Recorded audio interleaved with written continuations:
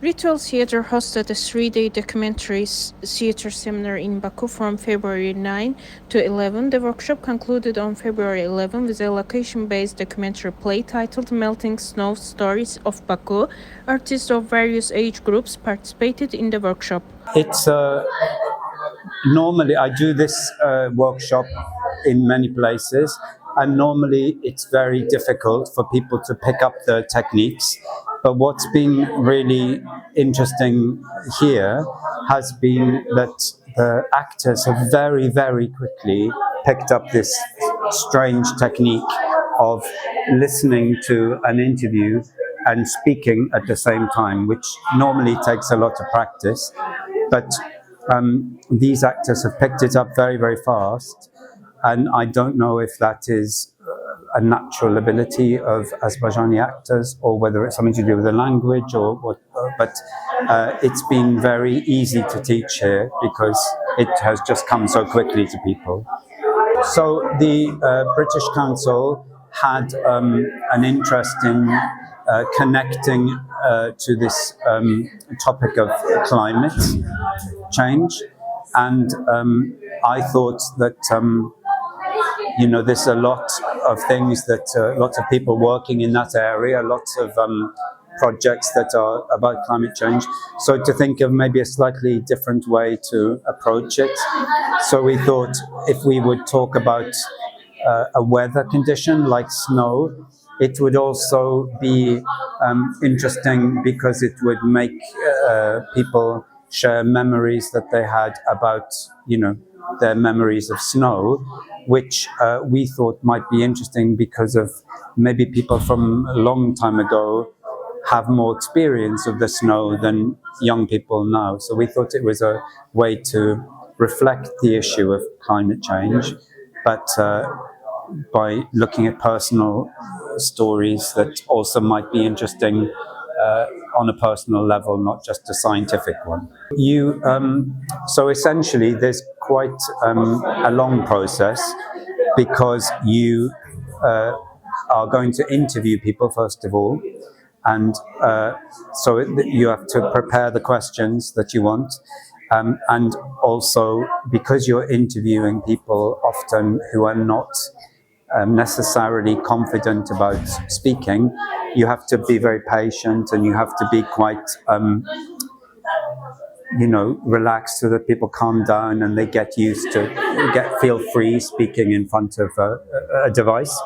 And then when you've got your interview, you bring it down to a really good section, and then you have to listen to it and listen to it and listen to it and listen to it, so that you start to fall into using the same kind of rhythms, the same tone of voice as the person. Try to sort of feel what feel that you're not imitating them, but you want to feel that you're speaking like them to some degree, and then get into their thoughts and get into their feelings. And so it's normally a long process, and it's very sensitive work. You have to listen and listen and listen, and then you start to communicate it as well whilst this is going on. And so you'll turn the volume down so that you can hear yourself. Sometimes take one headphone out so that you can hear yourself better. But yeah, you're not, you haven't memorized it. You're just in the moment trying to speak like they do. So it's difficult normally, but it was very. The quality of the interviews that we got were very high, and I don't think anybody prepared in advance for that.